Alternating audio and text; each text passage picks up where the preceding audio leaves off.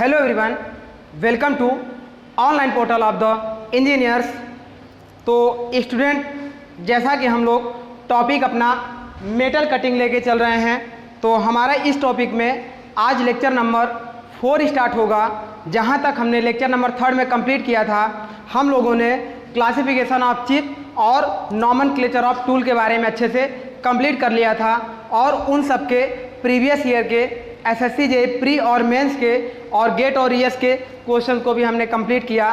तो स्टूडेंट, चलिए अब हम लोग अपने नेक्स्ट लेक्चर नंबर 4 में स्टार्ट करते हैं शियर एंगल के बारे में। जैसा कि कुछ एंगल हमारा बचा हुआ था, जैसे शियर एंगल हमारा बचा हुआ था और इंक्लाइनेशन एंगल बचा हुआ था, तो आज हम लोग उसी को आगे स्टार्ट करते हैं। तो चलिए अपने टॉपिक को स्टार्ट करते हैं। हमारा टॉपिक आज शुरू होगा shear angle. Shear angle means इसे हम हिंदी में कर्तन कोण कहते हैं और इसे हम फाई से रिप्रेजेंट करते हैं।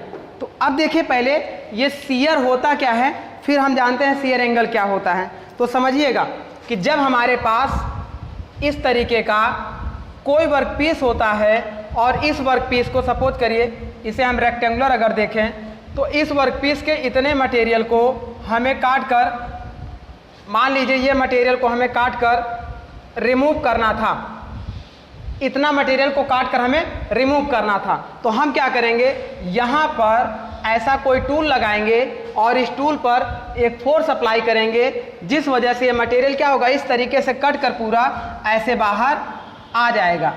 इस तरीके से ये मटेरियल हमारा कट जाएगा। ये जो मटेरियल हमारा कटा, इसी मटेरियल को हम क्या कहते हैं, चिप कहते हैं। इसी मटेरियल को हम चिप कहते हैं। तो अब जब ये मटेरियल कटने लगता है, तो सपोज करिए जब हम इसे 2D में देखते हैं, मान लीजिए इस डायग्राम को हमने 2D बनाया, ऐसा बनाया और इतने मटेरियल को हमें काट कर बाहर निकालना था। और जब हमने ये टूल लगाया, सपोज करिए टूल ऐसे कटना शुरू हो गया, तो ये मटेरियल ऐसे आगे बढ़ता जाएगा। अब अगर हम टूल को मान लें कि यहाँ तक पहुँच चुका है, तो उस समय हमारा कैसा डायग्राम बनेगा वो देखिएगा। ऐसे देखिए, इस तरीके से ऐसा डायग्राम बनेगा। ये हमारा टूल लगा होगा और ये हमारी चिप ऐसे निकल रही होगी। तो इस तरीके से ये हमारा बनेगा और इतना मटेरियल को ऐसे काटता हुआ आगे बढ़ रहा है। अब इसमें देखिएगा, ये जो मटेरियल आगे बढ़ रहा है, ये कैसे बढ़ रहा है, पहले शियर होके बढ़ रहा है, तो कहाँ से शियर होगा। अब इसको हम दूसरा डायग्राम बनाते हैं आपको दिखाने के लिए। ये देखिए,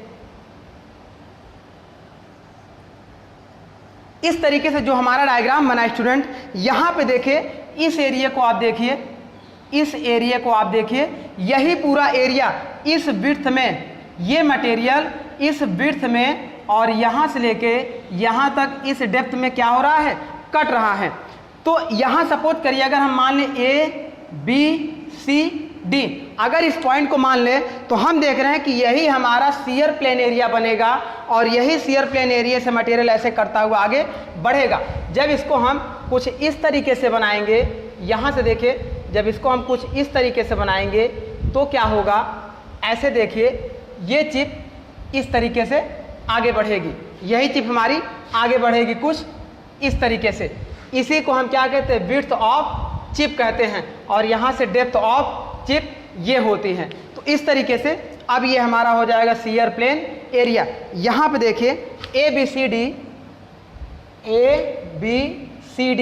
is called shear plane area, shear plane area. अब आगे हम बात करते हैं कि मटेरियल पहले देखिए शियर होगा, तो क्या शियर होते ही वो डायरेक्ट इस तरफ आगे बढ़ेगा या पहले इस तरफ आगे बढ़ेगा फिर ऐसे जाएगा, है ना। जैसे इस तरफ जो चिप जा रहा है, तो ये क्या हो जाएगा, ये चिप की वेलोसिटी हो जाएगी, चिप की डायरेक्शन इधर हो जाएगी और शियर इधर होगा, तो ये शियर डायरेक्शन होगा। क्योंकि मटेरियल हम क्या कर रहे हैं, ये मटेरियल पहले इस डायरेक्शन में कटेगा फिर इस डायरेक्शन में आगे बढ़ेगा। तो एक्चुअल का फिनोमिना इसका कैसा होता है वो देखिएगा। जब ये मटेरियल ऐसा हम काटना शुरू करते हैं, ऐसा काटना शुरू करते हैं, यहाँ पे हमने टूल लगाया, जब इस पे हमने फोर्स अप्लाई किया तो पहले क्या होगा देखिएगा, ये जो मटेरियल होगा, जब हमने फोर्स ऐसे अप्लाई किया तो मटेरियल पहले ऐसे इस पे देखिए ऐसे स्लाइड करेगा, पहले ये ऊपर की ओर स्लाइड करेगा, फिर ये आगे की ओर बढ़ जाएगा, फिर हम फोर्स लगाएंगे तो नेक्स्ट मटेरियल यहाँ पर देखिए इस तरीके से ये वाला मटेरियल ऊपर की ओर बढ़ जाएगा, फिर ये पीछे चला जाएगा। तो कहने का मतलब पहले मटेरियल क्या होगा, शियर होगा और उसके बाद आगे बढ़ेगा, और जो शियर होगा इस पूरे शियर प्लेन पर शियर होगा, इस पूरे शियर प्लेन से ही शियर होता हुआ आगे बढ़ेगा। तो चलिए अब ये तो था थोड़ा सा हमें समझने का शियर प्लेन क्या होता है। अब हम लोग टॉपिक जो स्टार्ट कर रहे हैं तो वो शियर एंगल से शुरू कर रहे थे, तो आइए अपने शियर एंगल पे बात करते हैं।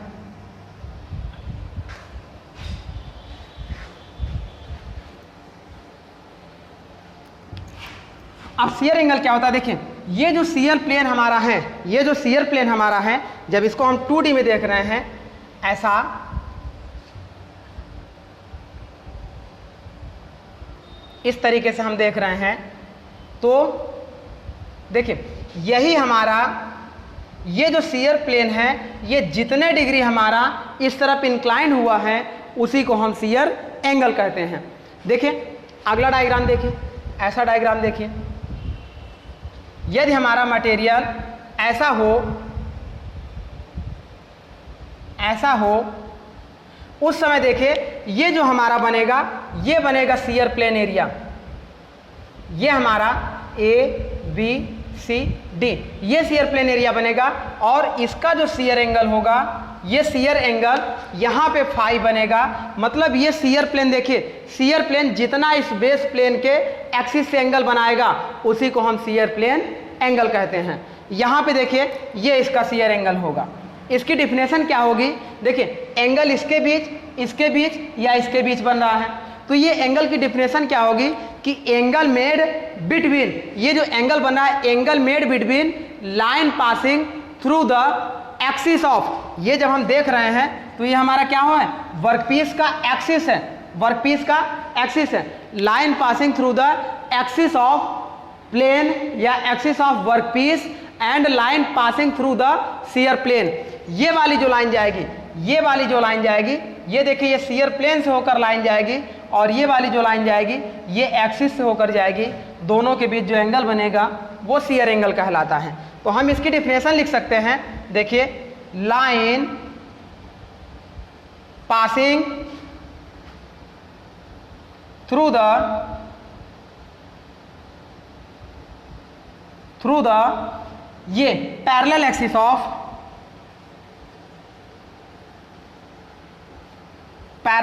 Of plane and line passing through the shear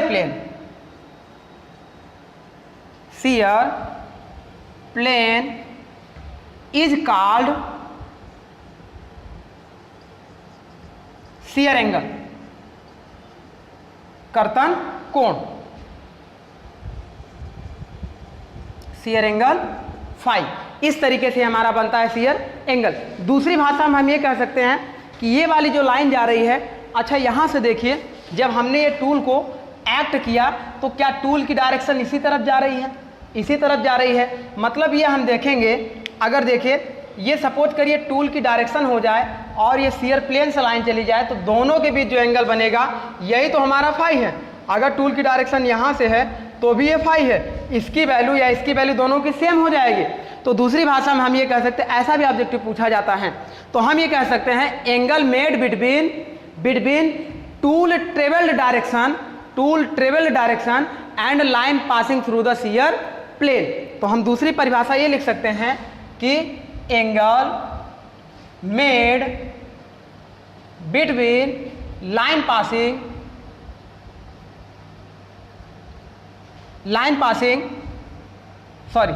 angle made between tool travelled direction, line passing नहीं होगा, टूल ट्रेवल्ड डायरेक्शन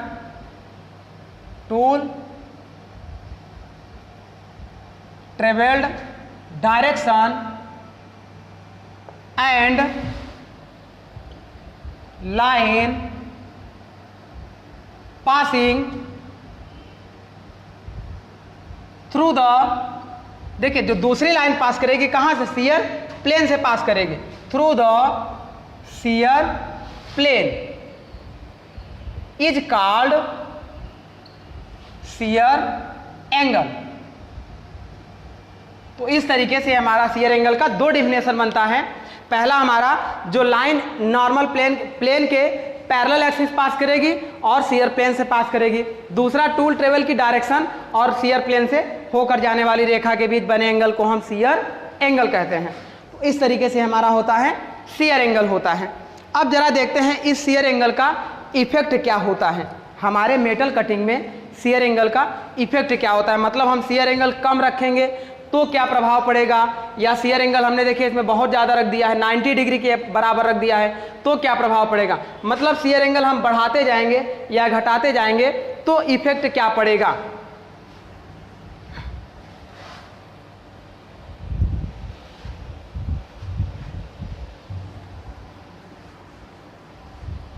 देखिए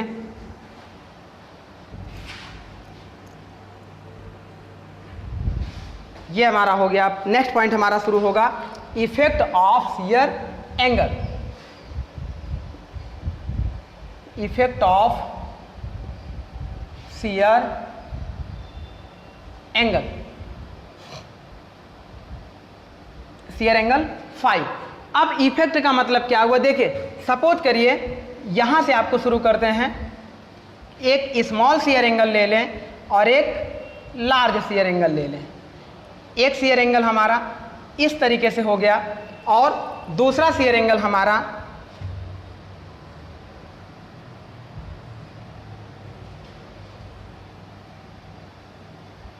इस तरीके से हो गया। अब दोनों शियर एंगल में देखिएगा ये हो गया फाई और ये हो गया फाई।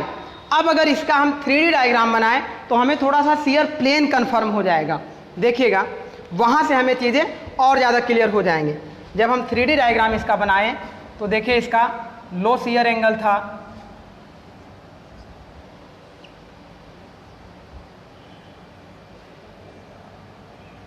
इस तरीके से ये बन जाएगा। दूसरे का इसका डायग्राम जब हम बनाएंगे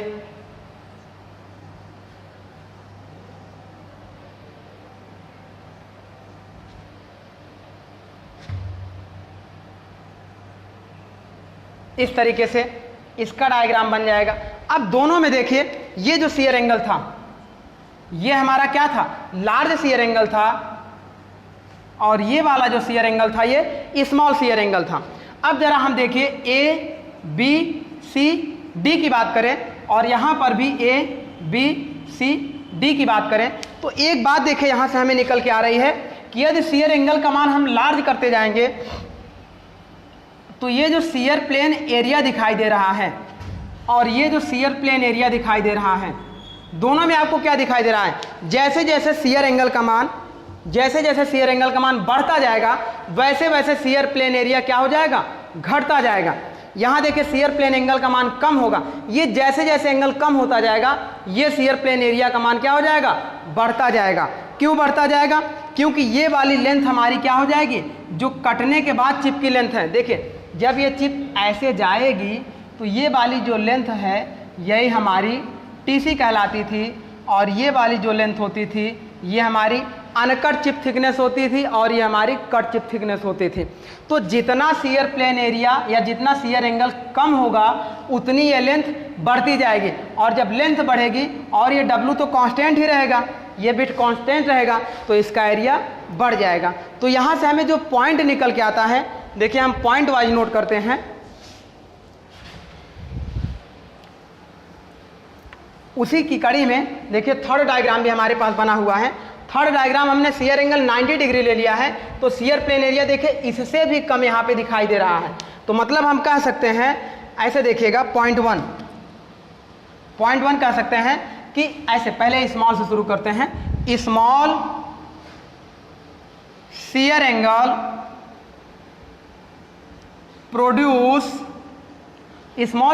produce large shear plane area shear plane area. अच्छा, ये लार्ज शियर प्लेन एरिया हो गया। जब शियर प्लेन एरिया लार्ज होगा तो देखिए ये वाली जो होती है विड्थ वो शियर विड्थ होती है, और ये वाली जो लेंथ होती है ये शियर लेंथ होती है। यहाँ से यहाँ तक की अगर हम बात करेंगे तो ये जो लेंथ होती है इसे हम कह सकते हैं शियर लेंथ, और यहाँ से लेके यहाँ तक की जो बात होती है इसे हम कह सकते हैं शियर विड्थ। शियर विड्थ, तो शियर विड्थ हमेशा कांस्टेंट रहेगी, लेकिन शियर लेंथ हमारी क्या होगी, शियर एंगल कम होगा तो शियर लेंथ हमेशा बढ़ती जाएगी। तो जब हमने कहा small shear angle produce large shear plane area and large shear length, large shear length, then तब, अच्छा ये दो पॉइंट तो हमारा होगा ही, चाहे देन करके नोट करिएगा चाहे नेक्स्ट पॉइंट करके नोट करिएगा। अब जब एक चीज समझिएगा कि अगर ये शियर प्लेन कम होगा तो जब हम इसे काटेंगे तो यहाँ पे मटेरियल कम रिमूव होगा, और जब शियर प्लेन एरिया ज़्यादा होगा तो यहाँ से लेके यहाँ तक मटेरियल कट के फिर आगे बढ़ेगा। तो ज़्यादा मटेरियल काटने के लिए ज़्यादा कटिंग फोर्स लगाना पड़ता है, और कम मटेरियल काटने के लिए कम कटिंग फोर्स लगाना पड़ता है। तो यहाँ से हमें ये समझ में आ रहा है अगर शियर प्लेन एरिया कम होगा तो कटिंग फोर्स हमारा कम लगेगा। इतना ही कटिंग फोर्स, देखिए इतना मटेरियल हमारा कटेगा आगे बढ़ जाएगा, यहाँ पे इतना मटेरियल कटेगा तब आगे बढ़ेगा। तो हम कह सकते हैं स्मॉल शियर एंगल होगा तो लार्ज शियर प्लेन एरिया होगा, और लार्ज शियर प्लेन एरिया को काटने के लिए लार्ज कटिंग फोर्स रिक्वायर्ड होगा।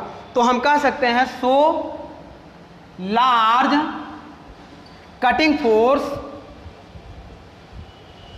आर, देखिए हर एक लाइन इंपॉर्टेंट है ऑब्जेक्टिव के पॉइंट ऑफ व्यू से,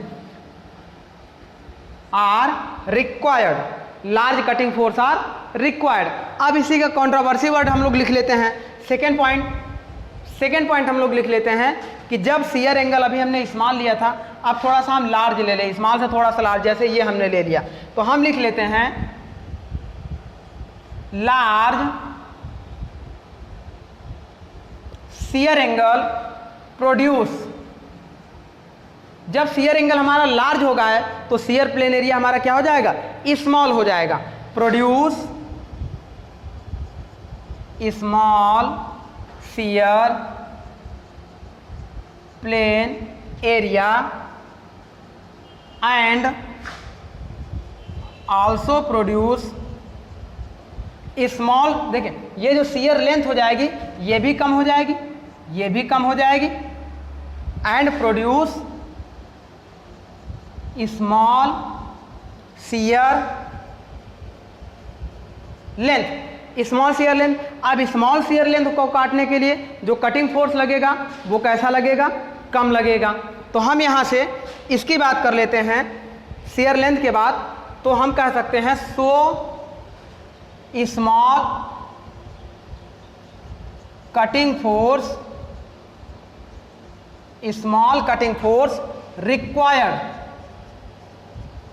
कम कटिंग फोर्स हमारा रिक्वायर्ड होगा। तो इस तरीके से हमारा हो जाएगा ये शियर एंगल कम और ज़्यादा करने पर। अब देखिए ये तो था शियर एंगल के बारे में। अब इससे थोड़ा सा हम कोरिलेट करते हैं, जो एग्जाम के पॉइंट ऑफ व्यू से पूछा जाता है, कोरिलेट करते हैं किससे, लीप एंगल से और रैक एंगल से।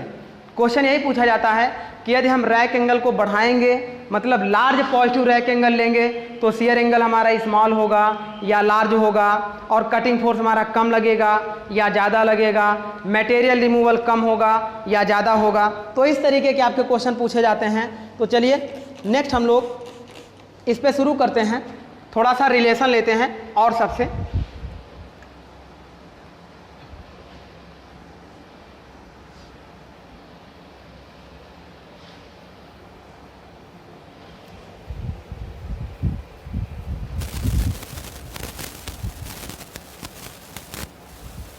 देखिए हम लोग शुरू करते हैं रिलेशन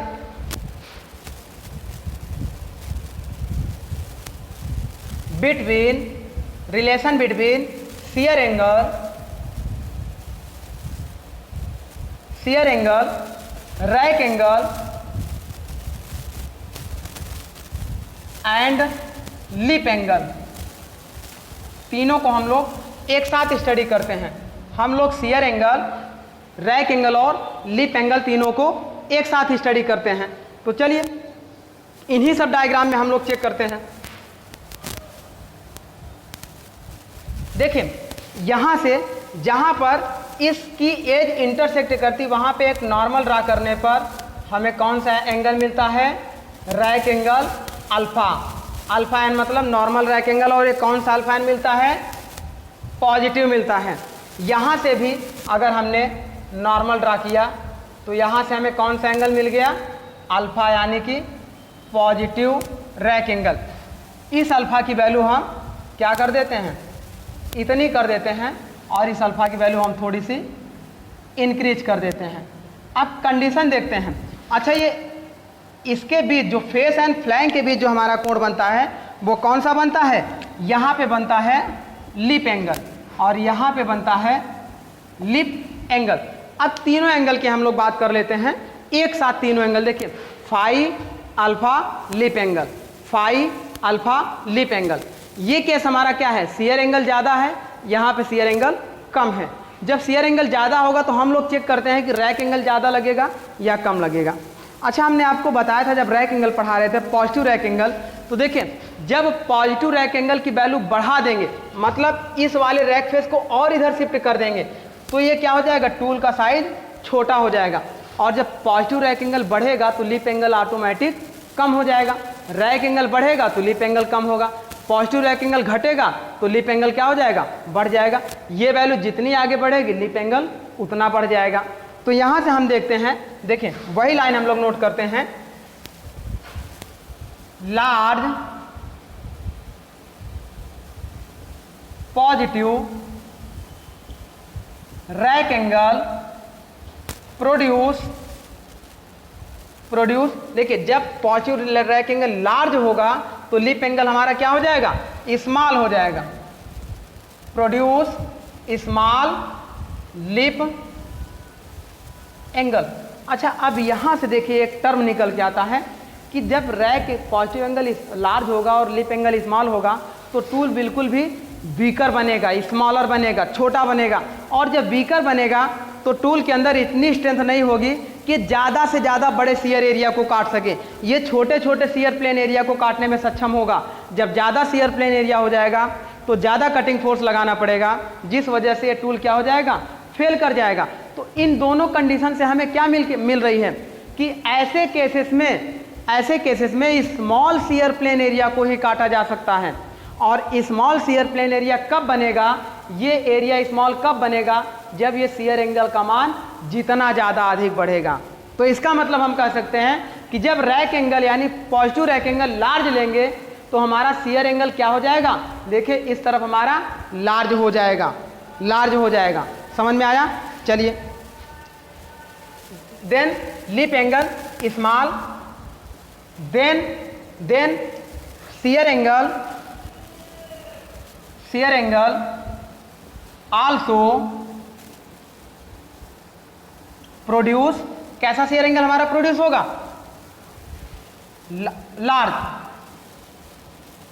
लार्ज। अब नेक्स्ट पॉइंट हम लोग देख लेते हैं। जब ऐसे देखिएगा, इसकी बात कर रहे हैं, यहाँ पे देखिएगा अल्फा एन की वैल्यू हमने बहुत कम ले ली। अब इसकी वैल्यू हमने बहुत कम ले ली, इसका मतलब लिप एंगल हमारा बढ़ गया। लिप एंगल बढ़ गया मतलब टूल का साइज बढ़ गया। टूल का साइज बढ़ गया मतलब टूल की स्ट्रेंथ बढ़ गई। और जब टूल की स्ट्रेंथ बढ़ गई तो ये टूल हमारा क्या करेगा? हैवी कटिंग फोर्स को कट करने के लिए रिस्पॉन्सिबल होगा। तो हम अप्लाई कर सकते हैं, मतलब लार्ज शियर प्लेन एरिया को भी इससे हम काट सकते हैं। और लार्ज शियर प्लेन एरिया कब बनेगा? जब ये शियर एंगल क्या होगा? स्मॉल होगा। तो हम कह सकते हैं स्मॉल, मतलब ऐसे कह सकते हैं small positive rack angle is produce large lip angle and also produce small shear angle. तो हम कह सकते हैं यहाँ पे ऐसे देखिएगा, small positive rack angle produce large lip angle and also produce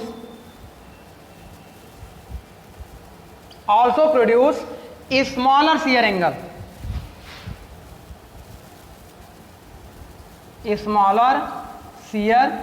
angle, अब देखिएगा, और इसमें आप लाइन जोड़ सकते हैं, अगर ये स्मॉलर शियर एंगल होगा तो इसमें क्या होगा, लार्ज शियर फोर्स रिक्वायर्ड होगा। तो ये यहाँ पे हमने पहले भी समझाया, चाहे यहाँ पर भी आप ऐड कर सकते हैं।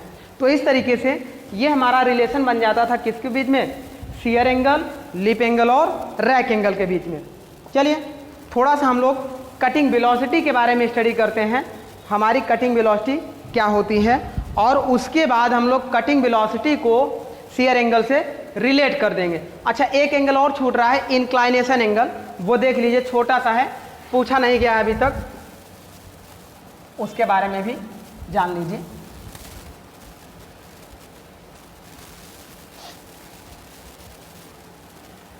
लास्ट हमारा पॉइंट है inclination angle.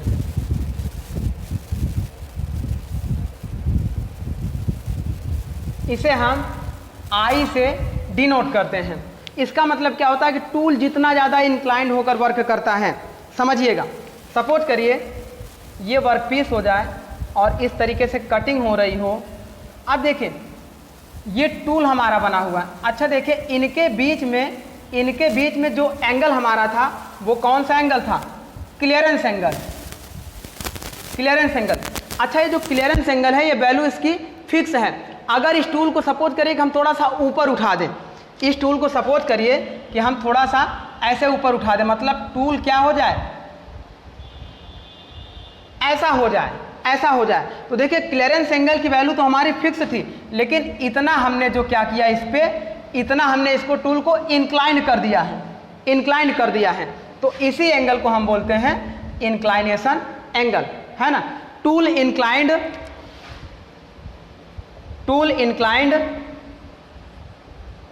with machined surface of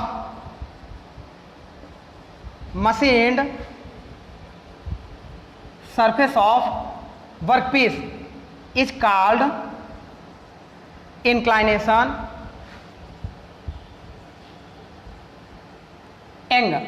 जितना मशीन्ड सरफेस से टूल हमारा इंक्लाइंड होगा उसी को हम इंक्लाइनेशन एंगल कहते हैं। तो ये हमारा एंगल कंप्लीट होता है। चलिए हम लोग स्टडी करते हैं थोड़ा सा कटिंग वेलोसिटी के बारे में।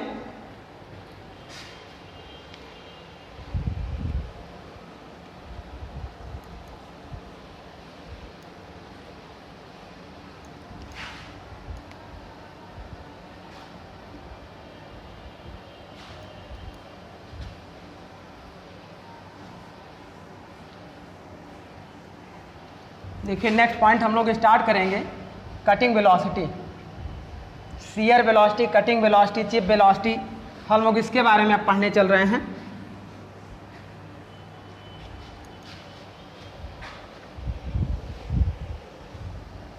चलिए नेक्स्ट हम लोग स्टार्ट करेंगे टाइप्स ऑफ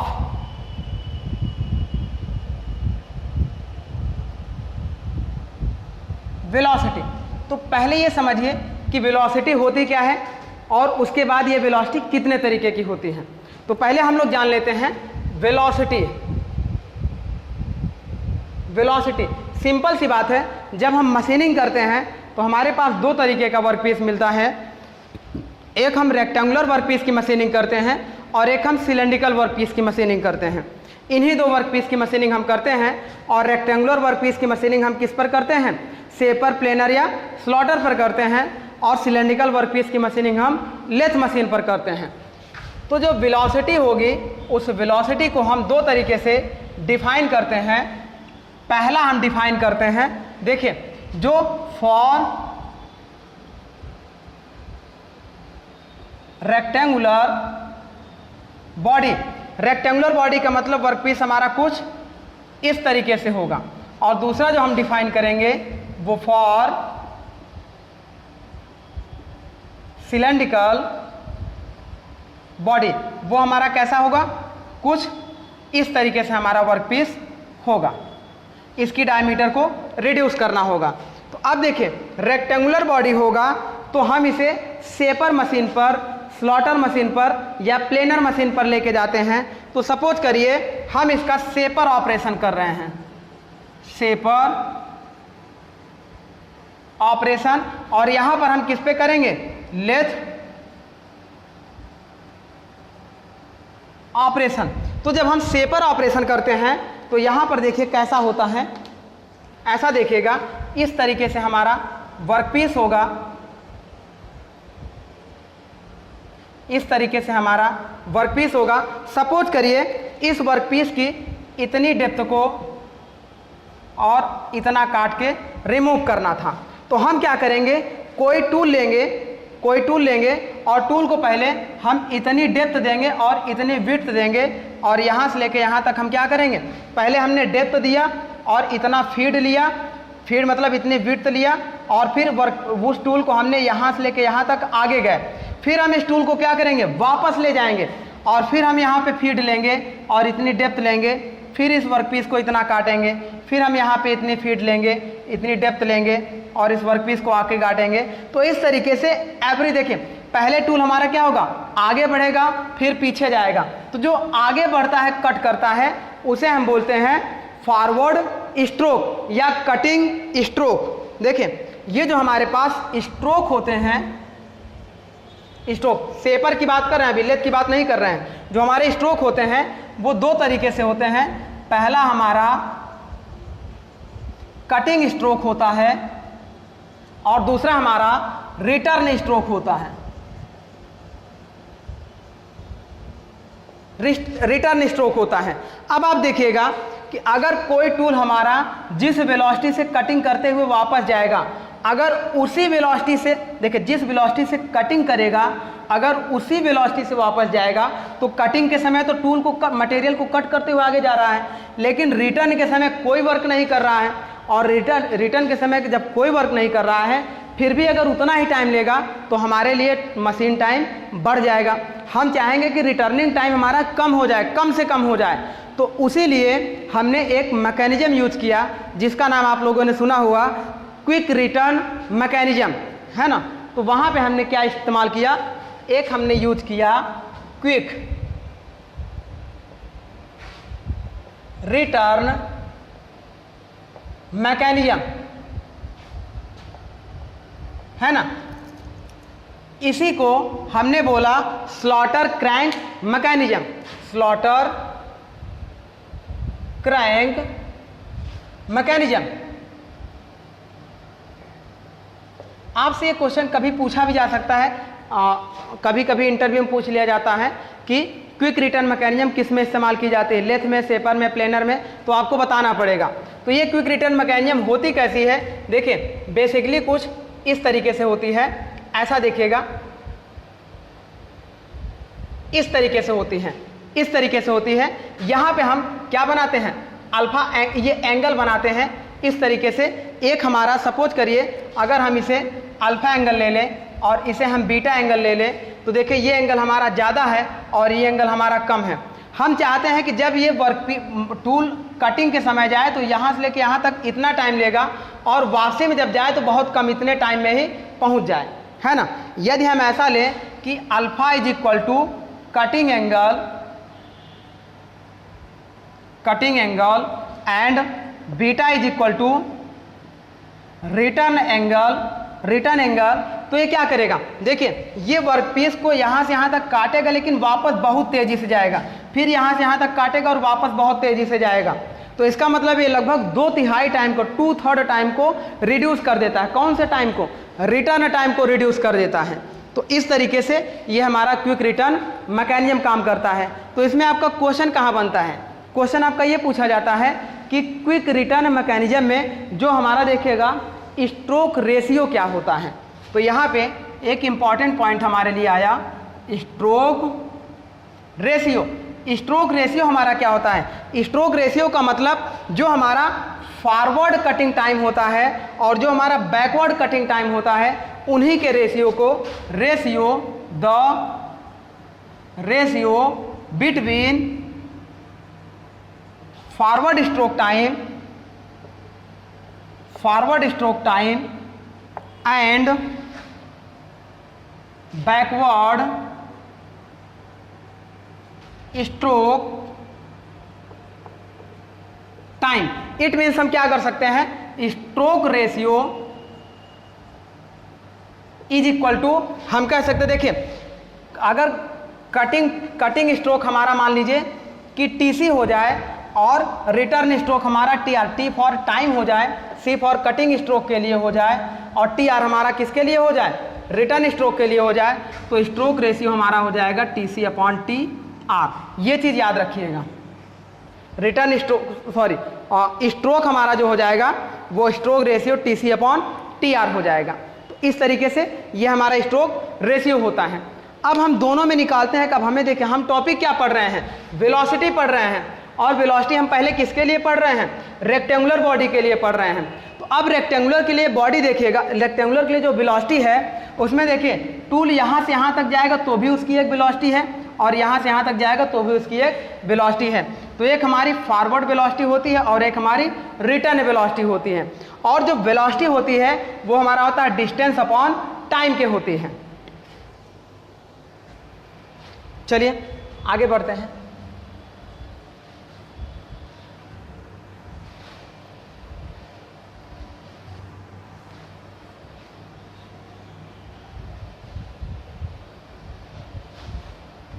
देखिए अब हम वेलोसिटी जो निकाल रहे हैं, वेलोसिटी हम निकाल रहे हैं वो हमारा किसके होता है, डिस्टेंस अपॉन टाइम के होता है।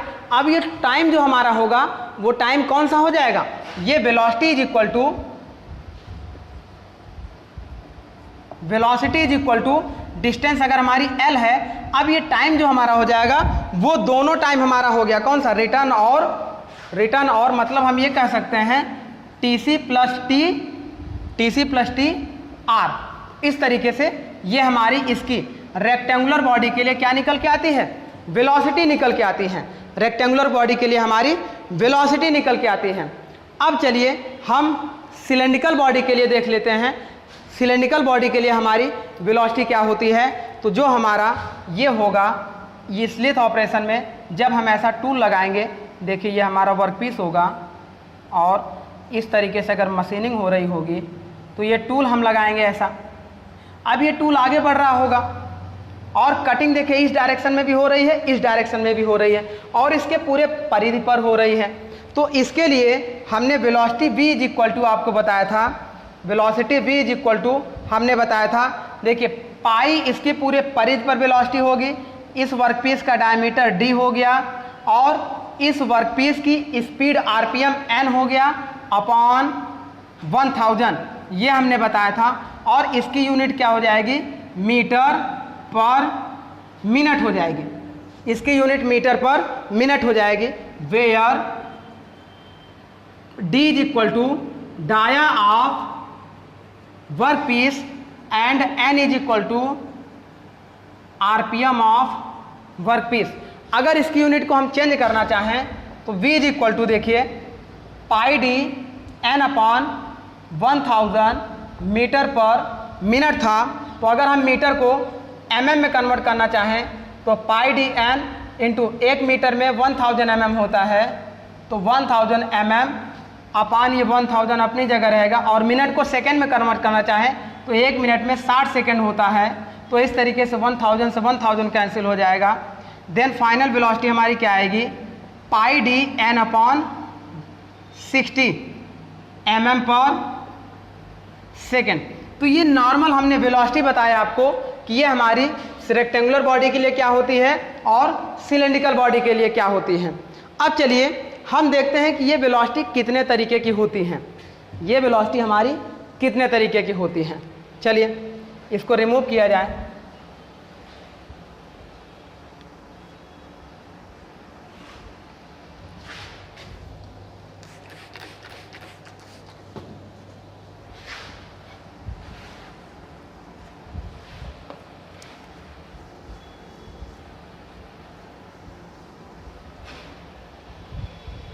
तो देखिए स्टूडेंट, हम टाइप्स ऑफ वेलोसिटी को अब डिस्कस करने चल रहे हैं। चलिए हम वेलोसिटी को 3 तरीके से डिस्कस करते हैं। देखिए यहाँ पर वेलोसिटी को हम 3 तरीके से डिस्कस करते हैं। अभी डायग्राम के थ्रू भी समझाते हैं आपको। देखिए पहली हमारी होती है टूल वेलोसिटी, जिसे हम v से रिप्रेजेंट करते हैं। इसी का दूसरा नाम होता है कटिंग वेलोसिटी, इसको हम vc, मतलब या टूल वेलोसिटी v या कटिंग वेलोसिटी vc दोनों एक ही होती है। जो दूसरी वेलोसिटी हमारी होती है उसे हम बोलते हैं शियर वेलोसिटी, शियर वेलोसिटी, इसे हम vs, s for shear, v for velocity. और जो थर्ड हमारी होती है वो होती है चिप वेलोसिटी, इसे हम vc से, देखिए यहाँ पे देखिएगा, अगर इसे vc और इसे vc ले लेंगे तो आप कंफ्यूज हो जाएंगे, इसीलिए कटिंग वेलोसिटी को हम केवल v से रिप्रेजेंट करेंगे और चिप वेलोसिटी को vc से और शियर वेलोसिटी को vs से रिप्रेजेंट करेंगे। अब देखते हैं कि ये तीनों वेलोसिटी हमारी क्या होती हैं। ऐसा समझिए कि जब हम इस तरीके की मशीनिंग कर रहे होंगे तो ये हमारे पास ऐसा वर्क पीस होगा। यहाँ पर देखिए ये जो टूल हमारा होगा, अच्छा देखिए जब टूल इस डायरेक्शन में बढ़ेगा तो कटिंग इसी डायरेक्शन में हो रही है, यानी कि इसी डायरेक्शन में हमारी कौन सी वेलोसिटी होगी, ये हमारी जो वेलोसिटी होगी यही हमारी क्या हो जाएगी, जिस डायरेक्शन में कटिंग होगा उसी डायरेक्शन में हमारी कटिंग वेलोसिटी होगी, या टूल वेलोसिटी। टूल हमारा इसी डायरेक्शन में ट्रेवल कर रहा है तो ये हमारा हो जाएगा टूल वेलोसिटी। नेक्स्ट देखिए शियर, मटेरियल पहले इस डायरेक्शन में शियर हो रहा था, अभी हमने शियर प्लेन एरिया आपको लेके बना के समझाया था कि पहले मटेरियल थोड़ा सा ऐसे शियर होगा फिर आगे बढ़ेगा। तो अब हमारा क्या हो जाएगा, इस डायरेक्शन में, देखिए इस डायरेक्शन में हमारा क्या होगा, शियर वेलोसिटी vs हो जाएगा। अब जब आगे बढ़ चुका था तो अब चिप क्या होगी, इस डायरेक्शन में आगे बढ़ेगी, तो इस डायरेक्शन में आगे बढ़ेगी तो ये हमारा कौन सी वेलोसिटी हो जाएगी, vc। तो इस तरह से तीन वेलोसिटी हमारी यहाँ से निकल के आती है, पहली नॉर्मल वेलोसिटी, दूसरी शियर वेलोसिटी और तीसरी चिप वेलोसिटी। अब जो नॉर्मल वेलोसिटी है वो कैसी हो रही है, ये टूल ट्रेवल डायरेक्शन है नॉर्मल वेलोसिटी, या कह सकते हैं along the axis of workpiece. Normal velocity is along the axis of workpiece. तीनों के बारे में लिख देते हैं।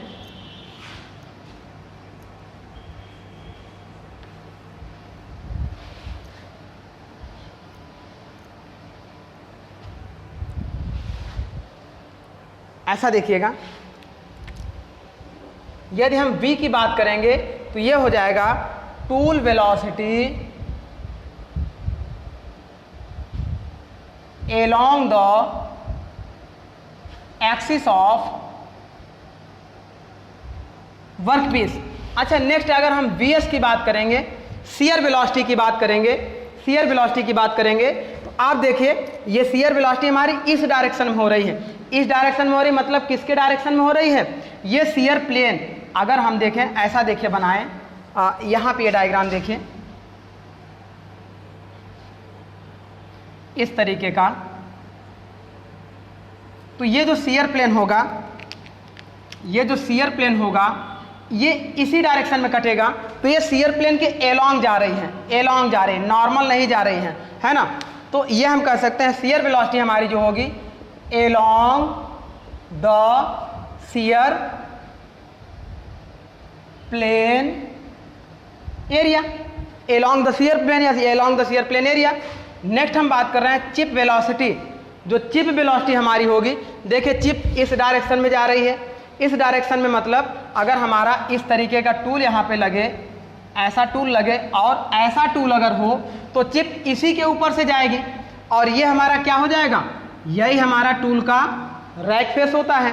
तो जो हमारी चिप जाएगी वो इस रैक फेस से होकर जाएगी, तो हम कह सकते हैं along the rack face of tool. तो हम इस तरीके से चिप वेलोसिटी को कह सकते हैं along the rack face of tool. Chip velocity is along the rack face of tool. इस तरीके से हमारी तीनों वेलोसिटी निकल के आ गई। अब इन तीनों वेलोसिटी को देखते हैं, तो देखिए जो हम कटिंग वेलोसिटी देते हैं, जो हम कटिंग वेलोसिटी देते हैं, तो यहाँ से समझिएगा ये पूरी कटिंग वेलोसिटी हमने v दिया, तो ये पहले शियर वेलोसिटी में कन्वर्ट हुई और फिर चिप वेलोसिटी में कन्वर्ट हुई। तो यहाँ से ये समझिए v is equal to V S plus V C के होता है, ये फार्मूला याद रखिएगा। Cutting velocity is equal to shear velocity plus chip velocity के होती है। कटिंग वेलोसिटी, यही सब छोटे छोटे फार्मूले आते हैं, is equal to shear velocity plus chip velocity. इस तरीके से ये हमारा होता है। अब यहाँ पे देखिए ये कह रहा है ये शियर वेलोसिटी हो गया, ये चिप वेलोसिटी हो गया। तो हम लोग यहाँ से एक वेलोसिटी ट्रायंगल फार्मूला, स्टूडेंट हम लोग वेलोसिटी ट्रायंगल फार्मूला ड्राइव करते हैं, जो बहुत ही इंपॉर्टेंट होता है और एग्जाम में ज़्यादातर वहीं से क्वेश्चन आता है। तो चलिए, आई होप आपको यहाँ तक सारी चीज़ें समझ में आ गई होंगी कि टाइप्स ऑफ वेलोसिटी हमारी कौन कौन सी होती है।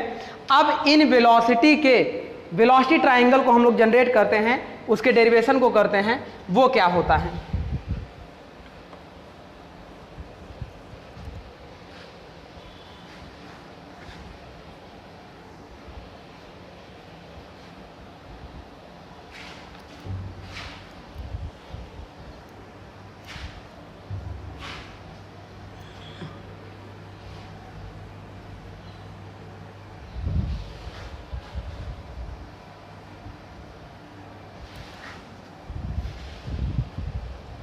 देखिए हम लोग, चलिए हमारी हेडिंग होगी अब वेलोसिटी ट्रायंगल।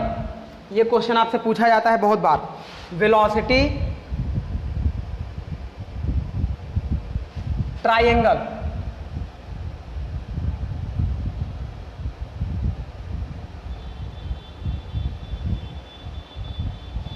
इस तरीके से देखिए, अब वेलोसिटी ट्रायंगल जो हम बनाएंगे तो वो कैसा होता है समझिएगा। देखिए एक बड़ा सा डायग्राम बनाते हैं। ये वर्कपीस हो गया हमारा, इस तरीके से ये शियर हो रहा है, ऐसा जा रहा है, और ये हमारा टूल लगा हुआ है, और ये पूरा वर्कपीस बन गया। अब देखिए ऐसे देखिएगा, इस डायरेक्शन में जो हमारा जा रहा है वो हमारा क्या जा रहा है, v जा रहा है। यहाँ पर तो आपको पता है ये शियर प्लेन एंगल होता है फाई, है ना। इस डायरेक्शन में जो जा रहा है वो कौन सा जा रहा है, शियर वेलोसिटी vs जा रहा है, और इस डायरेक्शन में जो हमारा जा रहा है ऐसे, वो हमारा कौन सा जा रहा है, चिप वेलोसिटी vc जा रहा है। अच्छा चलिए देखिए, इसे अगर हम आगे बढ़ा दें तो यही तो हमारी होगी। देखिए यहाँ ध्यान से देखिएगा, ये हमारा क्या हो जाएगा, vc, यही तो चिप वेलोसिटी हमारी है। इस तरीके से ये हमारा हो गया vc हो गया। अगर इसे हम इस डायरेक्शन में आगे बढ़ा दें तो ये हमारी कौन सी वेलोसिटी हो जाएगी, शियर वेलोसिटी। ये शियर वेलोसिटी है, और दोनों को हम मिला दें तो यहाँ पे देखिए इस डायरेक्शन में हमारी कौन सी वेलोसिटी जा रही है, v जा रही है। तो इस तरीके से एक ट्रायंगल हमें मिल गया। इसी ट्रायंगल को हम बोलते हैं वेलोसिटी ट्रायंगल।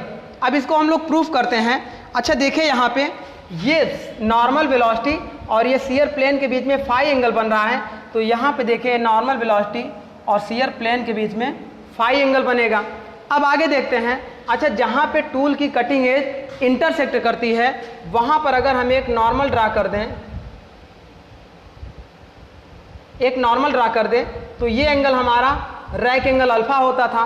अच्छा, ये रैक एंगल अल्फा होगा तो देखिए एकांतर कोण से ये अल्फा होगा, तो ये एंगल भी हमारा क्या हो जाएगा, अल्फा हो जाएगा। अगर ये अल्फा होगा और ये नॉर्मल ड्रा किया था तो ये एंगल हमारा कितना हो जाएगा, 90 माइनस अल्फा हो जाएगा ट्रायंगल रूल से। अब ये 90 माइनस अल्फा हो गया और ये फाई हो गया, तो ये टोटल एंगल कितना हो गया। तो टोटल देखिए ट्रायंगल के तीनों कोणों का योग 180 होता है, तो 180 होता है। तो अब हम इस एंगल की बात कर रहे हैं, या इसको ऐसे भी डायरेक्ट आप निकाल सकते हैं। देखिए इसकी वैल्यू हमारी कितनी हो जाएगी, 90 है, ये फाई है, तो हो जाएगा 90 माइनस फाई। तो टोटल इसका वैल्यू हो जाएगा 90 प्लस अल्फा माइनस फाई हो जाएगा। इस तरीके से इसका वैल्यू आ गया। अब इससे देखिएगा हम लोग थोड़ा सा साइन रूल लगाते हैं। यहाँ पे देखिए इस पर हमारा वेलोसिटी vc जा रहा है, इस पर हमारा कौन सी वेलोसिटी जा रहा है, vs जा रहा है, और ये हमारी नॉर्मल वेलोसिटी v जा रही है। तो हम थोड़ा सा इस पर अप्लाइंग साइन रूल। अगर हम इस पे साइन रूल लगाते हैं तो साइन रूल का मतलब आप जानते हैं कि कोण के सामने वाली भुजा बराबर कोण के बटे में कोण के होता है। मीन्स जैसे हम लोग पढ़ते थे ए upon sine A, B upon sine B, C upon sign सी, ऐसा हम लोग पढ़ते थे। तो यहाँ पे वही चीज़ हम लोग लगाएंगे। अगर हम बी को लेते हैं तो वी अपान साइन इस एंगल के होगा। अगर हम बी एस को लेते हैं तो बी एस अपान साइन इस भुजा के सामने का एंगल ये होगा। और अगर हम इसको लेते हैं तो इस भुजा के सामने का एंगल ये होगा। तो हम लोग साइन रूल अप्लाई करते हैं। तो देखिए वी अपान साइन, ऐसे देखिए वी अपान साइन, ये टोटल एंगल हमारा कितना हो गया 90 plus alpha minus 5। Sine 90 plus alpha minus 5 हो गया is equal to V S upon इसके हो गया V S upon sine 90 minus alpha हो गया, ये साइन 90 माइनस अल्फा हो गया इज इक्वल टू, अब देखिए ये हमारा क्या है VC है, VC अपॉन साइन 5 के हो गया, VC अपॉन साइन 5 के हो गया। तो इस तरीके से देखिए एक इंपॉर्टेंट फार्मूला आपका यहां से निकल के आता है। ये साइन रूल लगाने पर एक इंपॉर्टेंट फार्मूला यहां से निकल के आता है।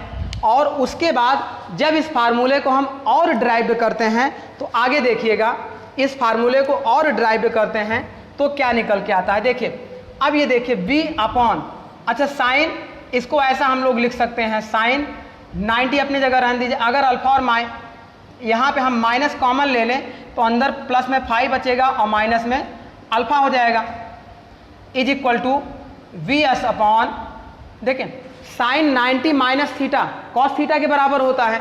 तो ये साइन 90 माइनस अल्फा यहाँ पे हम क्या लिख दें कॉस अल्फा लिख दें is equal to V C upon sine 5 के हमारा हो गया इस तरीके से। अब देखिए यहाँ पे हमारा क्या हो गया v अपॉन, यहाँ देखिए साइन 90 माइनस अगर थीटा की बात करेंगे तो ये हो जाएगा कॉस थीटा के बराबर हो जाएगा। तो v upon cos 5 minus alpha is equal to V S upon cos alpha is equal to V C upon sine 5। तो एक वेरी वेरी इंपॉर्टेंट फार्मूला ये भी आपके लिए निकल के आता है। इसको थोड़ा सा हम लोग डिराइव्ड कर लेते हैं। इस तरीके से ये निकल के आता है। अब हम क्या करते हैं, इनमें रिलेशन निकालते हैं।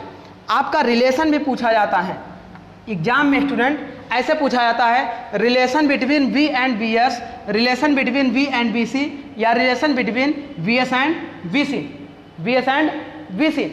अब चलिए देखते हैं, पहले एक नोट पॉइंट आपको हम यहां से बता देते हैं। एक नोट पॉइंट यहां से हम लोग आपको बता देते हैं। देखिए अगर ये टूल की नॉर्मल वेलोसिटी हमारी v होगी और ये चिप वेलोसिटी vc होगी तो हम ये जानते हैं, एक फार्मूला हम लोग जानते हैं v बराबर vs प्लस vc के जानते हैं।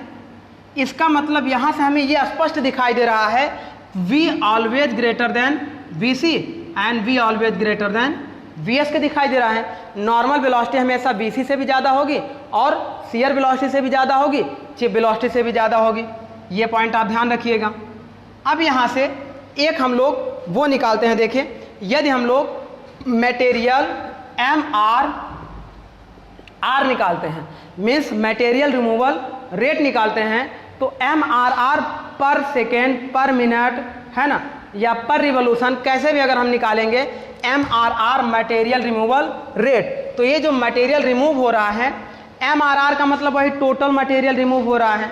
टोटल मटेरियल क्या होगा, देखें अनकट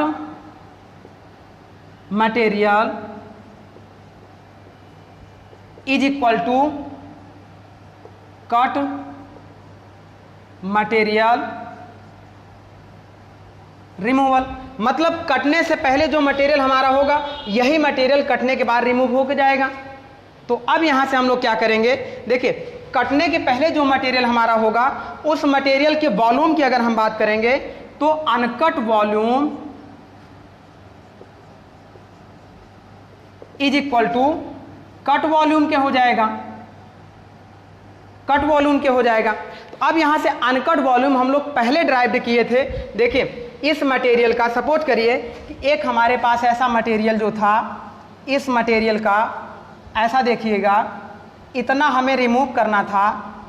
तो अगर इसका वॉल्यूम निकालना चाहें, देखें इसकी लेंथ हमारी L हो जाए, इसकी विड्थ हमारी B हो जाए और इसकी थिकनेस हमारी T हो जाए, तो हम क्या करते थे, इस मटेरियल को ही रिमूव करते थे। तो ये अनकट मटेरियल था और जब रिमूव होके जाएगा तो यही कट मटेरियल होगा। तो इसका वॉल्यूम हमारा सिंपल सा हो जाता था, length into width into thickness के हो जाता था। लेकिन जब हम मटेरियल रिमूवल रेट के फॉर्म में निकालेंगे तो यहाँ लेंथ की जगह हम वेलोसिटी ले लेंगे, और वेलोसिटी ले लेंगे तो पहले हमारी टूल वेलोसिटी हो जाएगी और जब रिमूव होके चिप के फॉर्म में जाएगा तो वहाँ चिप वेलोसिटी हो जाएगी। तो इस तरीके से अनकट वॉल्यूम जब हम निकालते थे पर यूनिट, तो उस समय हमारा क्या हो जाएगा, देखें इसकी अनकट वेलोसिटी v हो जाएगी इनटू इसकी जो विड्थ हमारी है, हम लोग b या w लेते थे, यहाँ विड्थ अगर हम w ले लें, इनटू इसकी कटने के पहले थिकनेस t हम लोग लेते थे। अब कटने के बाद जो इसका वेलोसिटी हमारी हो जाएगी वो चिप हो जाएगी c, वेलोसिटी vc हो जाएगी, एंड कटने के बाद भी विड्थ हमारी w ही रहेगी। ये w इंटू wc जो है ये दोनों इक्वल होता है, एंड उसके बाद हम लोग मल्टीप्लाइड करेंगे कट चिप थिकनेस। तो इस तरीके से विड्थ हमारी सेम होती थी, पहले भी हमने बताया था आपको, कटने के पहले और कटने के बाद की विड्थ हमारी इक्वल होती हैं। तो चलिए अब देखें यहाँ से बचा क्या, v, अच्छा इसको अगर हम ऐसा कर दें T upon TC is equal to T upon TC is equal to VC upon V, T upon TC is equal to VC upon V। अब हम ये जानते हैं कि T की वैल्यू कम होती है, TC की वैल्यू ज़्यादा होती है, और कम में ज़्यादा का भाग देते थे तो हमेशा 1 से कम आता था। और T upon TC equal to किसके होता था, R के होता था। तो R इज इक्वल टू हमारा किसके हो जाएगा, VC अपॉन V के हो जाएगा। अच्छा यहाँ से हमने सीखा था कि V is greater than VC, अगर VC छोटा होगा और V बड़ा होगा, VC छोटा और V बड़ा होगा, तो R की वैल्यू देखिए हमने हर जगह बताया था, R is always less than 1, R हमेशा 1 से कम आएगा, यहाँ पर भी 1 से कम आएगा, यहाँ पर भी 1 से कम आएगा। तो फाइनली जो R का फार्मूला हम लोग बनाते थे वो हम लोग बनाते थे T upon TC is equal to LC upon L is equal to, क्योंकि लेंथ कम हो जाएगी कटने के बाद, is equal to VC upon V। इस तरीके से एक फार्मूला हमारा ये ड्राइव्ड होता था। अब देखिए हम लोग कहाँ पे थे, यहाँ पे थे हम लोग। अब हम लोग यहाँ पे थे तो हम लोग थोड़ा सा रिलेशन निकालते हैं, V VC और इसमें रिलेशन हम लोग निकालते हैं। तो चलिए हम लोग रिलेशन निकालते हैं। पहले relation between VC into V में निकालते हैं। ऐसा देखिएगा, रिलेशन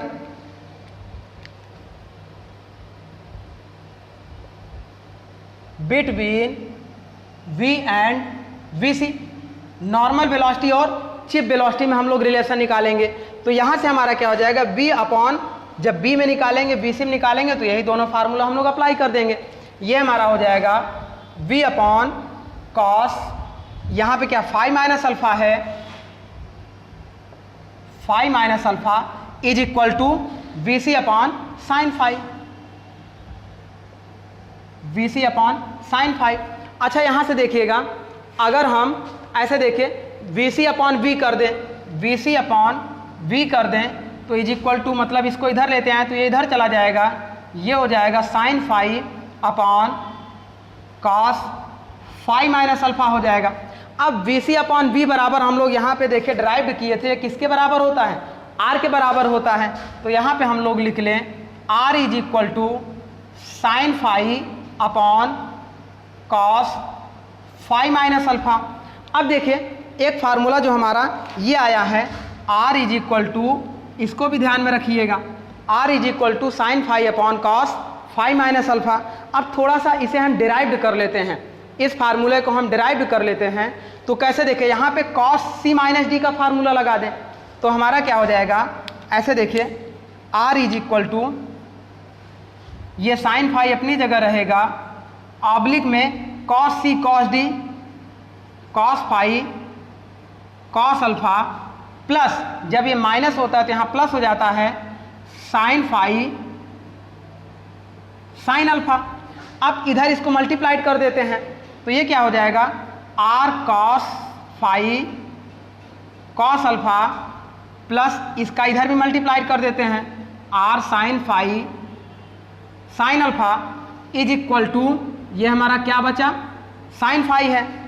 अब देखिए साइन फाई इधर है और साइन फाई इसमें भी है, तो इसको हम इधर लेके चले जाते हैं तो यहाँ पे हमारा क्या बचेगा, ऐसे देखिएगा, R cos phi cos alpha is equal to, इसको हम इधर लेके जाएंगे तो ये हो जाएगा sine phi minus R sine phi sine alpha. अब देखिए यहाँ से साइन फाई और साइन फाई हम बाहर ले लें तो ये हो गया आर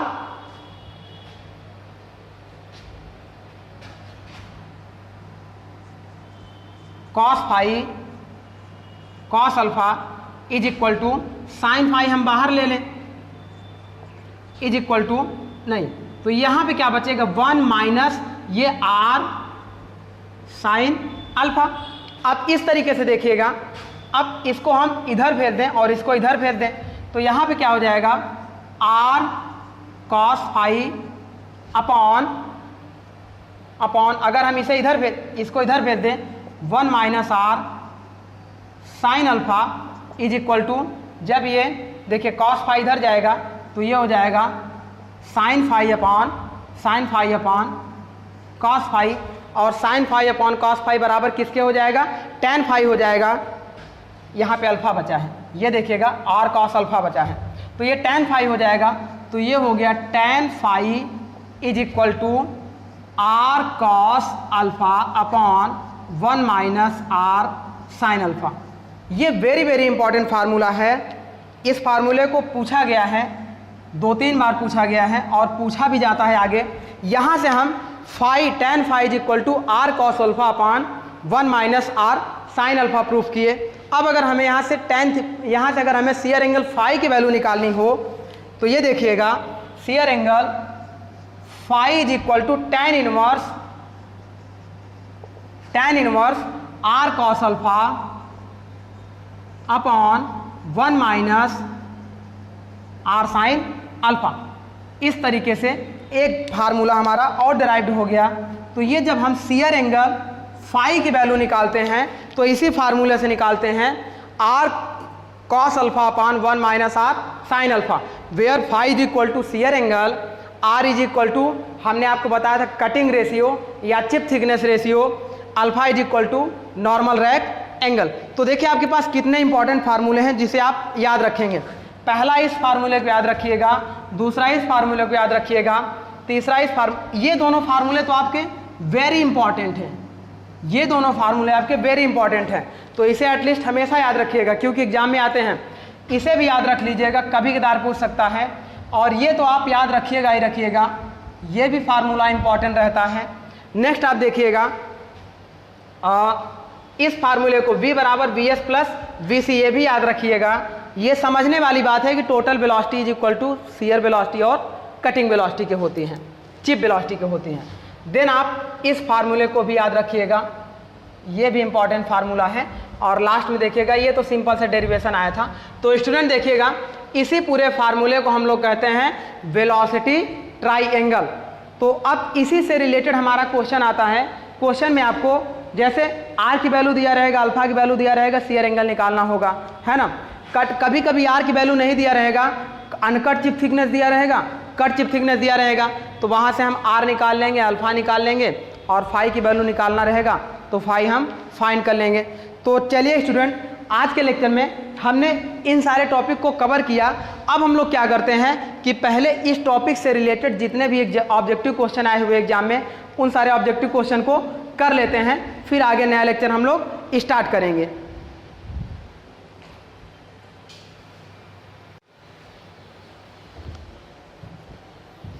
चलिए स्टूडेंट, देखिए अब हम लोग उसी टॉपिक से रिलेटेड ऑब्जेक्टिव क्वेश्चन को करते हैं जो हम लोगों ने अभी सीयर एंगल और सीयर वेलोसिटी से रिलेटेड पढ़ा है। तो चलिए देखें, पहले क्वेश्चन से स्टार्ट करते हैं। देखिए क्वेश्चन नंबर 1 हमारा जो लिखा गया है इस पे है if R is chip thickness ratio. R की बात कर रहा है, जो chip thickness ratio R is equal to T upon T C हम लोग पढ़ते थे, है ना, chip thickness ratio and alpha is rake angle then shear angle phi is expressed. तो अभी हम लोगों ने थोड़ी देर पहले पढ़ा shear angle phi is equal to tan inverse R cos alpha upon 1 minus R sine alpha. तो सीधे इसी फार्मूले पे आया है, फाई की वैल्यू पूछ रहा है तो tan inverse R cos alpha upon 1 minus R sine alpha. Option A सही होगा। बाकी देखिए इसमें कॉट इनवर्स करके दिया है, कॉस इनवर्स और साइन इनवर्स, अंदर की वैल्यू सेम है लेकिन कॉट इनवर्स, साइन इनवर्स और कॉस इनवर्स दिया है। ये क्वेश्चन देखिए एमपी सब इंजीनियर 2011 में आया हुआ था। नेक्स्ट क्वेश्चन देखिए if alpha is rake angle, यदि कह रहा है अल्फा हमारा रैक एंगल हो of the cutting tool and phi is shear angle, यदि अल्फा हमारा रैक एंगल हो और फाई हमारा शियर एंगल हो and v is the cutting velocity, जो टूल की वेलोसिटी हम v लेते थे, है ना, of the chip sliding along the shear plane, तो उस समय कौन सा फार्मूला हमारा सही होगा। देखिए कटिंग वेलोसिटी किसके रिस्पेक्ट में कह रहा है, ये देखिएगा यदि v is cutting velocity then the velocity of chip, यानी कि हमसे vc की बात कर रहा है, चिप वेलोसिटी की बात कर रहा है और किसके साथ में, कटिंग वेलोसिटी v के साथ में बात कर रहा है। तो हम लोग आपको अभी थोड़ी देर पहले हम लोगों ने पढ़ा था शियर हम लोगों ने पढ़ा था ट्राइंगल, हम लोगों ने पढ़ा था, तो जो वेलोसिटी ट्राइंगल हम लोगों ने पढ़ा था यही पढ़ा था, ये एंगल फाई होता था, इधर टूल वेलोसिटी v जाती थी, इधर शियर वेलोसिटी vs और इधर चिप वेलोसिटी vc, चिप इस डायरेक्शन में जाती थी। ये एंगल हमारा हो जाता था 90 प्लस फाई माइनस अल्फा, इस तरीके से ये हो जाता था। और ये वाला एंगल जो हमारा हो जाता था, ये हमारा एंगल होता था 90 प्लस अल्फा माइनस फाई होता था। और ये वाला एंगल हमारा हो जाता था, जैसे शियर एंगल हमारा ऐसे आता था तो ये हमारा 90 माइनस अल्फा हो जाता था।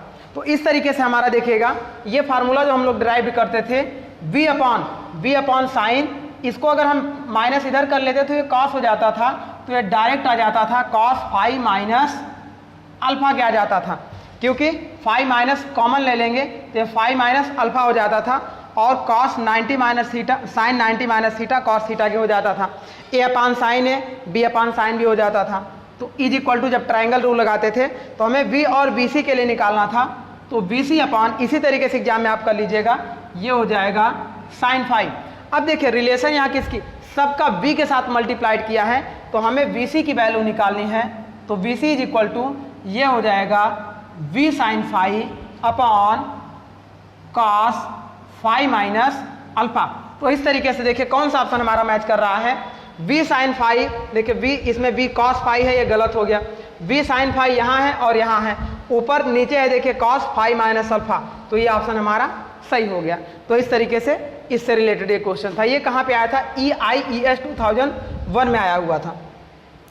नेक्स्ट क्वेश्चन हम लोग बात करते हैं during the formation of chip in machining, machining करते समय जो चिप हमारी बनती है विथ ए कटिंग टूल, जब किसी कटिंग टूल के थ्रू हम मशीनिंग करते हैं तो जो चिप हमारी बनती है which one of the following relationship hold good, उसपे से निम्न में से कौन सा रिलेशनशिप हमारा बेटर होगा।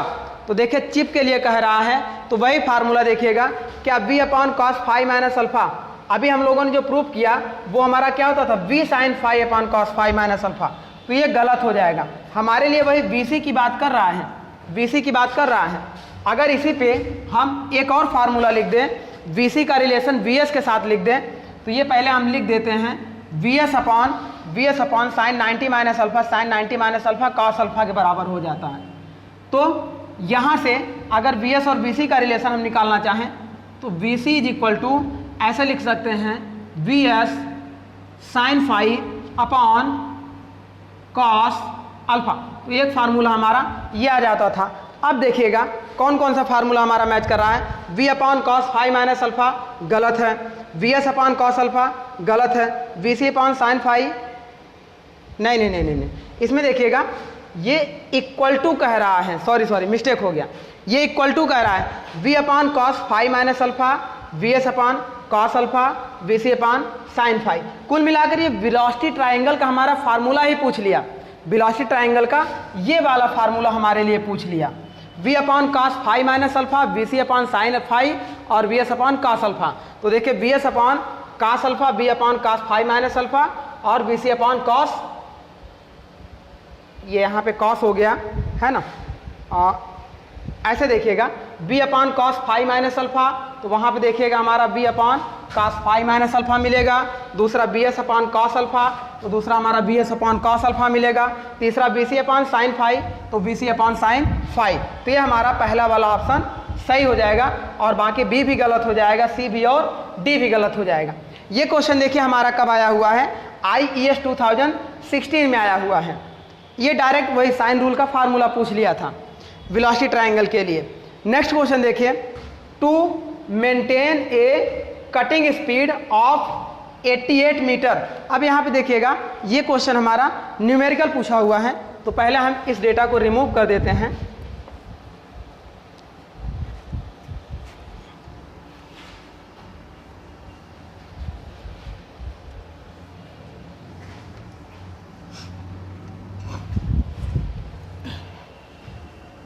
चलिए अब हम इस क्वेश्चन को करते हैं। ये क्वेश्चन हमारा कह रहा है, देखिए, to maintain a cutting speed of 88 metre per minute. तो कटिंग स्पीड यानी कि v इज इक्वल टू हमारा दिया है 88 मीटर पर मिनट। देन कह रहा है on 7 centimetre dia of workpiece. अगर वर्कपीस का डायमीटर 7 सेंटीमीटर है, इसको mm में कन्वर्ट कर ले तो ये हो जाएगा 70 mm। जब ये mm में रखेंगे तो इस मीटर को भी mm में कर लेंगे, तो v is equal to 88 into 1000 mm per minute हो जाएगा। देन अब देखिएगा आगे, देखिएगा आगे कह रहा है dia workpiece then dia of workpiece then the RPM of machine. तो n की वैल्यू निकालनी है, n की वैल्यू निकालनी है। तो हम लोग सिंपल सा पढ़ते थे, जब सिलेंड्रिकल वर्कपीस होता था तो v is equal to pi D n upon 1000 हम लोग पढ़ते थे।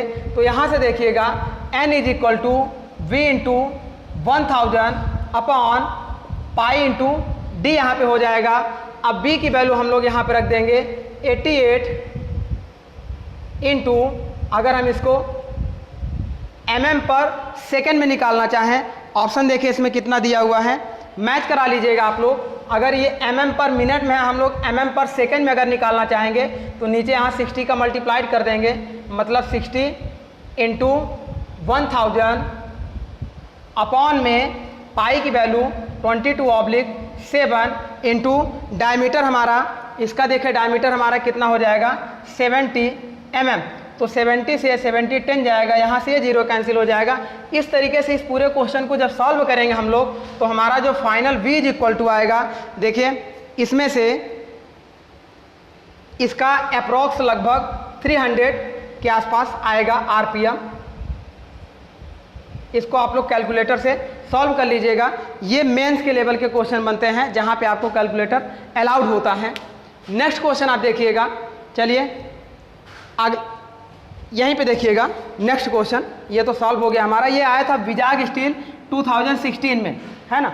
अगर ऐसा क्वेश्चन देगा तो आपको कैलकुलेटर अलाउड करेगा। देखिए अब इस क्वेश्चन को देखिएगा, what is the velocity of tool along face known as. जो टूल के फेस के एलोंग वेलोसिटी होती है, मतलब अगर हम इस तरीके से बात करें तो देखिए एक वेलोसिटी इस तरीके से होती है वर्कपीस की एक्सिस के अलोंग, तो ये नॉर्मल वेलोसिटी v होती है। एक वेलोसिटी इस तरीके से होती है शियर प्लेन के अलोंग, तो हमारी शियर वेलोसिटी vs होती है। और टूल के देखिए यहाँ पे क्या कह रहा है, velocity of tool along face. अगर टूल की फेस के अलोंग कोई वेलोसिटी जाती है तो वो हमारी चिप वेलोसिटी होती है। तो ऑप्शन में देखिए शियर वेलोसिटी गलत है, चिप वेलोसिटी सही हो जाएगा। ये क्वेश्चन हमारा 2011 विजाग स्टील में पूछा गया है। तो इस तरीके से कितना आसान से क्वेश्चन पूछा गया था। चलिए आगे की ओर बढ़ते हैं।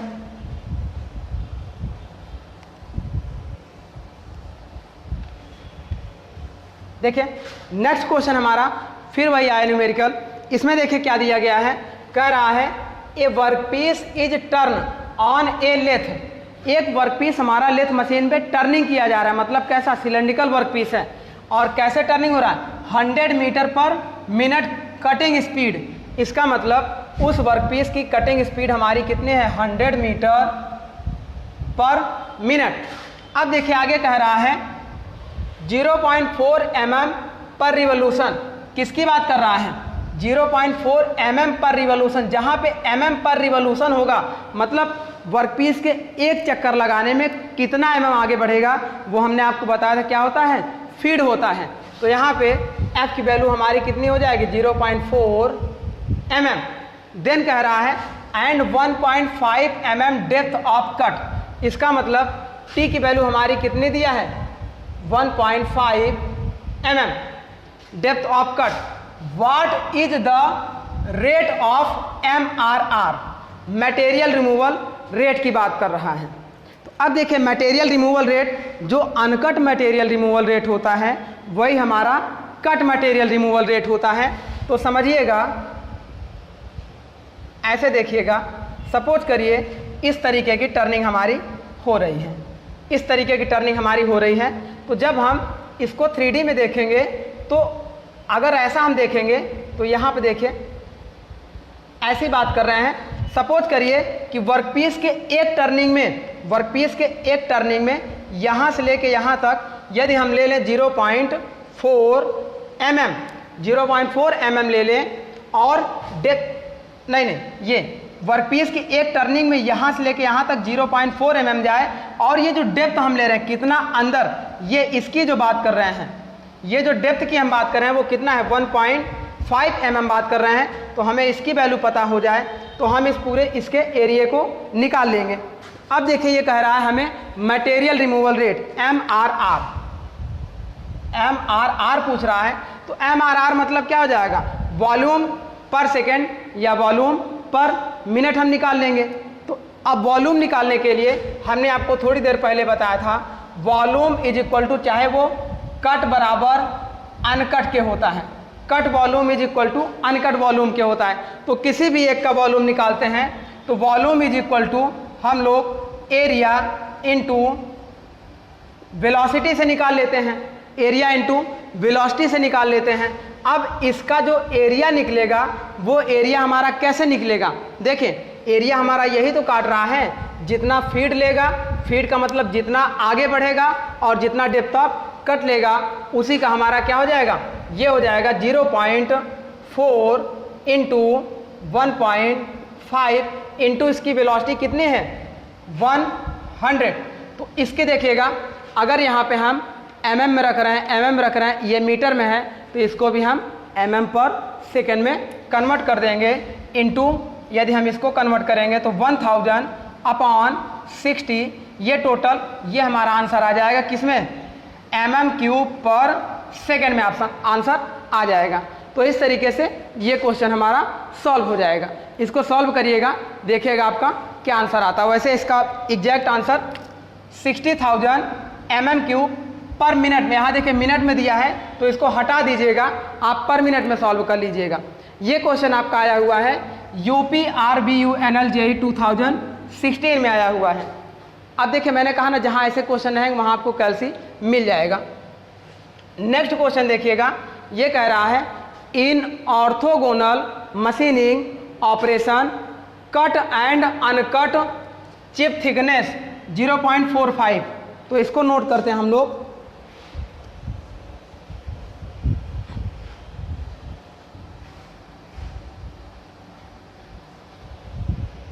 ऐसा देखिएगा, ये कह रहा है कट एंड अनकट मतलब T बराबर TC बराबर 0.45 mm कट चिप थिकनेस। ऐसे देखिए cut and uncut chip thickness is equal to 0.45 mm। 0.45 mm, दोनों बराबर हैं। If the tool rake angle 0, rake angle मतलब ये हमारे अल्फा की वैल्यू 0 दे रहा है, 0 degree, 0 degree. The shear angle phi will be, shear angle phi का मान कितना होगा? तो हम लोग यहाँ से देखिए फार्मूला जानते हैं, phi is equal to tan inverse R cos alpha upon 1 minus R sine alpha. तो यहाँ से जब हम लोग सॉल्व करेंगे शियर एंगल की वैल्यू निकालेंगे तो ये आर की वैल्यू हमारी देखिए, अब पहले हम आर की वैल्यू निकाल लेंगे यहाँ से। आर बराबर टी अपॉन टी सी होता है, चिप थिकनेस रेशियो या cutting ratio. R is equal to uncut chip thickness upon cut chip thickness होता है। अब यहाँ अनकट चिप थिकनेस भी 0.45 दिया है और कट चिप थिकनेस भी 0.45 दिया है, तो आर इज इक्वल टू 1 आ जाएगा। अब देखिएगा यहाँ से 1 रख देंगे, cos alpha is equal to कितना दिया है 0 डिग्री, ऑब्लिक में देखिएगा 1 माइनस आर का मान 1 इंटू साइन अल्फा की वैल्यू कितना है 0 डिग्री है। इस तरीके से अब हम इसको सॉल्व करेंगे तो ये हमारा हो जाएगा phi is equal to tan inverse 1 cos 0 का मान 1 एंड अपॉन 1 माइनस साइन 0 का मान 0। इस तरीके से ये हमारा 1 माइनस 0 हो जाएगा। अब देखिएगा इसको जब हम लोग सॉल्व करेंगे तो ये हो जाएगा tan इनवर्स, देखिए ये ऊपर 1 इंटू था और इंटू था, तो ये 1 अपॉन 1 माइनस 0 का मान 1 हो जाएगा। ये टोटल वैल्यू हमारी आएगी phi is equal to tan inverse, अंदर कितना बचा 1। अब tan इनवर्स 1, तो इसको हम ऐसा लिख सकते हैं, tan इनवर्स 1 का मतलब cot 45 या tan 45 का मान होता है, इज इक्वल टू ये हमारा फाई इज इक्वल टू ये सीधे 45 डिग्री आ जाएगा। जब इसको आप निकालेंगे तो 1 किसका मान होता है tan 45 का मान होता है या cot 45 का मान होता है। इस तरीके से आप यहाँ पे कर लेंगे cot इनवर्स 45 डिग्री, तो ये इससे कैंसिल आउट हो जाएगा, तो phi is equal to 45 degree आएगा। यहाँ ऑप्शन देखिएगा, ऑप्शन ए था 15 degree, option B 30 degree, option C 45 और ऑप्शन डी 60 डिग्री। ये 2 मार्क्स का गेट में 1998 में आया हुआ था। तो इस तरीके से इसका ऑप्शन हो जाएगा सी। चलिए नेक्स्ट क्वेश्चन देखते हैं। ये कह रहा है in orthogonal machining, orthogonal machining. अच्छा, अभी हमने आपको ये लेक्चर नहीं पढ़ाया है कि ऑर्थोगोनल और ऑब्लिक मशीनिंग क्या होती है। नेक्स्ट लेक्चर हमारा इसी पर रहेगा, ऑर्थोगोनल और ऑब्लिक मशीनिंग क्या होती है, पूरा उस पर डिस्क्रिप्शन रहेगा। चलिए अभी के लिए देखिए, in orthogonal machining uncut chip thickness is equal to 0.5 mm और cutting speed is equal to 20 metre per minute, rake angle 15 degree and cut chip thickness 0.7 mm। तो find shear angle, shear angle का मान पूछ रहा है। चलिए फिर वही फार्मूला हम लोग लगाते हैं।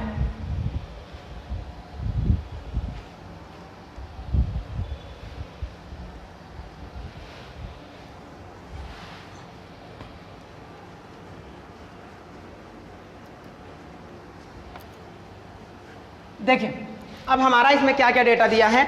इन orthogonal machining uncut chip thickness 0.5 mm, इसका मतलब T is equal to 0.5 mm। और फिर कह रहा है अनकट, हाँ ये है, and cutting speed 20 metre per minute, V is equal to 20 metre per minute. Then आगे कह रहा है rake angle alpha is equal to 15 degree. Then कह रहा है कट चिप थिकनेस यानी कि T is equal to T C is equal to कितना दिया है 0.7 mm। तो शियर एंगल फाई का मान पूछ रहा है, तो phi is equal to tan inverse. अच्छा देखिए R की वैल्यू हम पहले फाइंड कर लेते हैं, R is equal to T upon T C. अब T की वैल्यू हमारी कितनी है 0.5 है और TC की वैल्यू कितनी है 0.7 है, तो ये लगभग हो जाएगा 5/7। इसका मतलब हो जाएगा ये हो जाएगा 0.7 के आसपास आएगा, 0.7 आएगा। तो इस तरीके से ये हमारी आर की वैल्यू हो जाएगी। तो R is equal to 0.7 into cos alpha की वैल्यू हमारी कितनी है 15 डिग्री ऑब्लिक में 1 माइनस आर की value 0.7 into alpha sine 15 degree. जब आप इसको कैलकुलेटर पर फीड करेंगे तो ये आपको वैल्यू आएगी। मैंने बार बार कहा कि ऐसे क्वेश्चंस मेंस में आते हैं और वहाँ पे आपका कैलसी अलाउड होता है, तो ये पूरा फाइनल प्रोसेस करने पे इतना आप कैलकुलेटर पर रखकर इसको सॉल्व कर लीजिएगा। इसका आपको ऑप्शन आंसर इसका दिया हुआ है, चलिए नहीं दिया हुआ है आप सॉल्व कर लीजिएगा, देखिएगा जो भी आंसर आएगा वहाँ से आप निकाल लीजिएगा। नेक्स्ट क्वेश्चन देखिएगा, सिमिलर उसी पे दिया है, during orthogonal cutting of mild steel. जब हम माइल्ड स्टील की कटिंग करते हैं with a 10 degree rake angle 10 degree rake angle tool, chip thickness ratio was obtained as 0.4, the shear angle in degree. तो शियर एंगल का मान degree में पूछ रहा है। देखिए हमें क्या क्या दिया है, during orthogonal cutting of mild steel, जब माइल्ड स्टील की हम कटिंग करते हैं विथ 10 डिग्री रैक एंगल, मतलब हमें यहाँ से alpha is equal to 10 degree दिया है and chip thickness ratio means R is equal to 0.4 दिया है, आर इज इक्वल टू 0.4 दिया है। तो सीधी सी बात है फाई बराबर tan इनवर्स, यहाँ सीधे यही फार्मूला लगा देंगे और ये हमारा निकल जाएगा R cos alpha means 0.4 cos 10 degree oblique में 1 माइनस 0.4 साइन 10 डिग्री। और जब इसको आप सॉल्व करेंगे तो इसका आंसर अप्रॉक्स 22.94 22 पॉइंट ये आएगा, phi is equal to 22.94 degree के अप्रॉक्स आएगा। तो इस तरीके से स्टूडेंट देखिए जो हम लोगों ने अभी वेलोसिटी ट्रायंगल, शियर एंगल के बारे में हम लोगों ने स्टडी किया और उससे रिलेटेड हम लोगों ने प्री और मेंस मतलब कन्वेंशनल के भी सारे लगभग मैक्सिमम क्वेश्चन हम लोगों ने सॉल्व किया। तो आई होप आपको पूरा लेक्चर अच्छे तरीके से समझ में आया होगा। अगर कोई डाउट हो तो फिर भी आप कमेंट करिएगा, वहाँ पे आपका सोल्यूशन मिलेगा। तो आज का लेक्चर हम यहीं पे एंड करते हैं। नेक्स्ट लेक्चर में हम आपको देखें, अब ये शियर एंगल तक हम लोगों ने ले लिया है। नेक्स्ट लेक्चर हमने आपको आर्थोगोनल और ऑब्लिक कटिंग क्या होती है, इस पे डिफरेंस क्या होता है और उसके बाद टूल सिग्नेचर के बारे में पढ़ाएंगे। चलिए आज यहीं पे स्टॉप करते हैं। Thank you.